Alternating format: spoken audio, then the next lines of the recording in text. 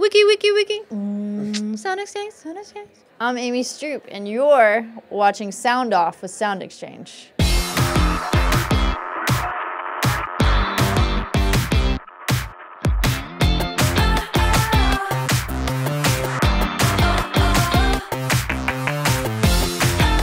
When I was a kid, my grandmother's best friend taught classical piano, and so I wanted to make my grandmother proud, so I started taking classical piano, and I ended up loving it. My dad, we lived in Florence, Alabama, which is Muscle Shoals, which is kind of a music town, and he was friends with a lot of country writers, and so they would teach me guitar chords, and I started teaching myself guitar as well. I didn't tell my grandmother though, because she didn't think that playing guitar was ladylike.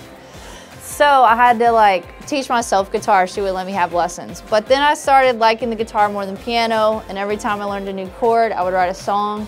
And so I wrote probably my first complete song that I would not be totally embarrassed by around 5th or 6th grade. So I've been doing it my whole life. And I've always been fascinated with stories about how people do what they do, and it's just been in my blood since I was a kid.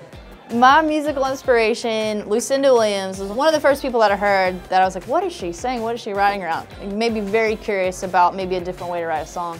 And then also Patty Griffin growing up. I went to Dallas to see the Dixie Chicks in concert, and Patty opened. And I immediately went back and AOL'd all of her music. So, because that's what it was back then. You know what, as an independent artist, streaming is kind of just the way things are going. And so you kind of have to adapt to that. It's definitely a different way to think, hey, digital sales might not matter on my next album. And so I think making sure that the creators are being paid is very important. So I'm glad companies like SoundExchange exist to kind of track that down.